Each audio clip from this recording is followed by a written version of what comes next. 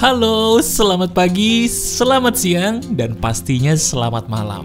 Kalau podcast pagi itu entah kenapa ya, selalu memberikan energi positif yang bener-bener bisa buat kamu tuh semangat. Alhamdulillah. Nah, kamu tahu gak sih? Sebenarnya senyuman kamu itu luar biasa loh, bener? Nah sekarang, ayo dong, sambil kamu senyum, kamu tulis di komentar. Saya mencintai hidup saya. Terima kasih. Terus tersenyum ya.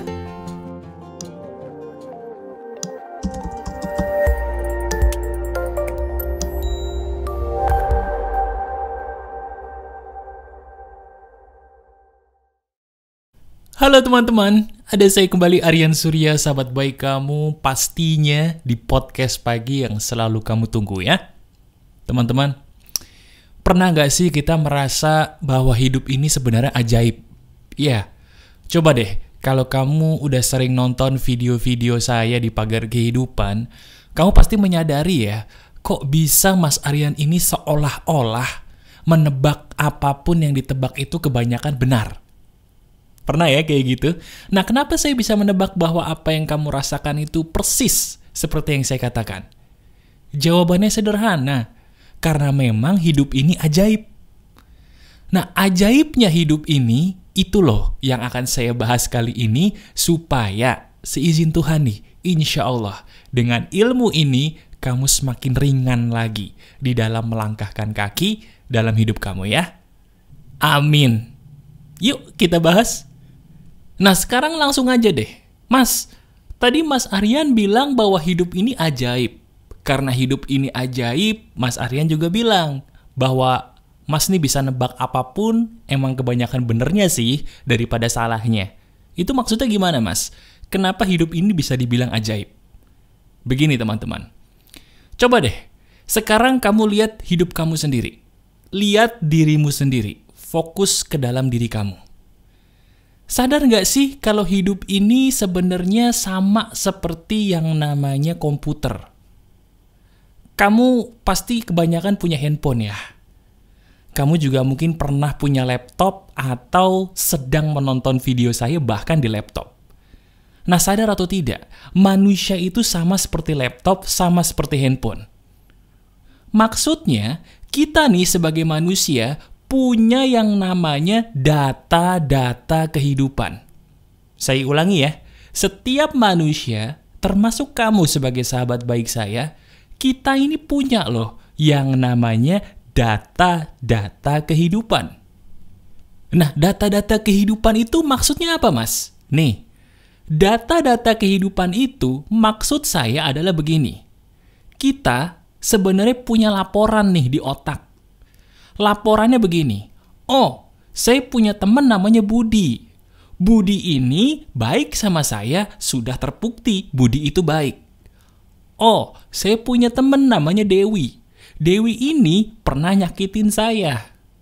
Oh, saya punya teman namanya Thomas. Thomas ini orangnya muka dua. Oh, saya punya teman namanya Iman. Iman ini orangnya soleh, baik sama saya. Oh, saya dulu pernah melakukan perbuatan A, B, C, dan saya nggak suka dengan hal itu. Oh, dulu saya pernah melakukan D, E, F. Begitu saya melakukan 3 hal itu, saya kok bahagia ya. Nah, kumpulan-kumpulan hal tersebut itu adalah data-data kehidupan kamu. Sekarang, kamu tahu nggak sih kalau hidup itu sederhana? Benar-benar sederhana, tolong disimak. Kalau hidup kamu ingin lurus dan beruntung, kalau dirimu ingin punya kehidupan yang ringan, syaratnya cuma satu. Apa tuh Mas? Percayalah kepada data-data kehidupan kamu dan abaikan asumsimu, abaikan skenario di otakmu yang kebanyakan ngarang bebas. Saya ulangi. Kalau kamu ingin segera lepas dari masalah apapun dalam hidup kamu, percayalah kepada data-data kehidupan kamu sendiri. Bukan kepada asumsi dan bukan kepada kalimat mungkin dia begini, mungkin dia begitu. Tidak. Percayalah kepada data-data kehidupanmu. Titik. Nah sekarang coba lihat hidup kamu sendiri. Lihat dirimu sendiri. Bener gak sih tebakan saya bahwa selama ini hidup kamu ini kan menjadi sengsara, mohon maaf, karena setiap kali ada orang yang sudah terbukti aneh, sudah terbukti racun dalam hidupmu, kamu selalu menyangkal itu dengan kalimat, oh mungkin dia begitu karena, oh mungkin dia begini karena, akhirnya kamu memberikan dirimu kesempatan lagi untuk diinjak-injak, sampai akhirnya kamu semakin lama semakin sedih, semakin depresi, dan maaf, ingin mengakhiri kehidupan ini karena tekanan hidup kamu terlalu berat. Benar apa benar? Loh mas, sebentar deh. Kan bukannya itu bagus mas, kita berasumsi positif ketika ada orang yang menyakiti kita. Bagus dong, itu kan pikiran positif mas namanya. Nih, dengerin baik-baik ya. Tolong disimak. Pikiran positif ala pagar kehidupan itu ada batasannya. Saya ulangi. Pikiran positif ala pagar kehidupan, dan ini benar, itu harus ada batasannya. Batasannya apa kalau kita mau berpikir positif? Betul, batasannya adalah data-data kehidupan kamu tadi. Lihat data-data kehidupan kamu. Ada orang dalam hidup kamu yang sudah terbukti baik, ada orang dalam hidup kamu yang terbukti jahat. Ada orang dalam hidup kamu yang terbukti kalau kamu deket sama dia keracunan, gak enak, gak nyaman, sedih terus, marah terus, minder terus.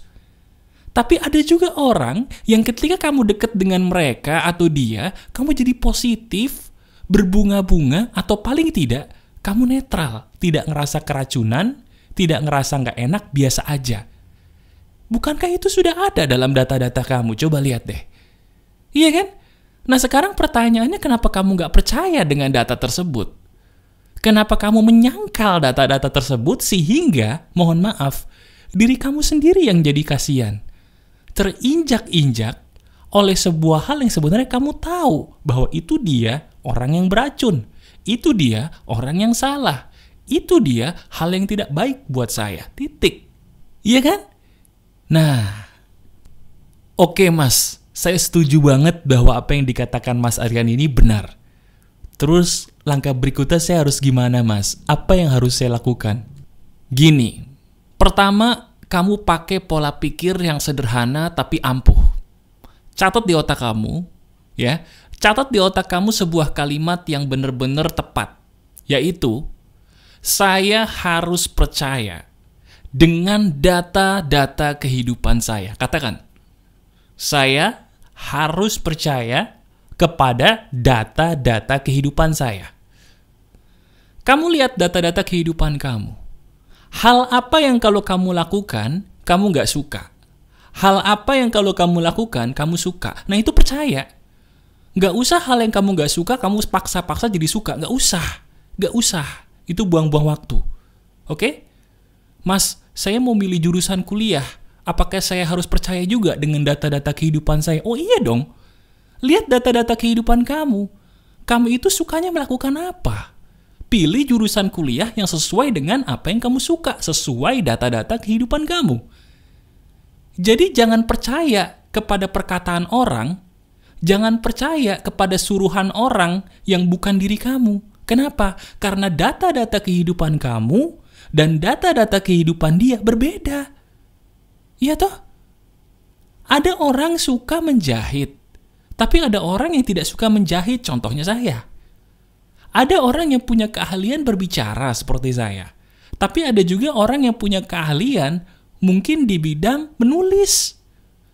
Masing-masing orang itu punya keahlian yang berbeda-beda sesuai dengan data-data kehidupan yang dia punya. Nah sekarang lihat diri kamu. Lihat diri kamu sendiri dan pokoknya apapun keputusan yang kamu ambil, lihat data-data kehidupan kamu.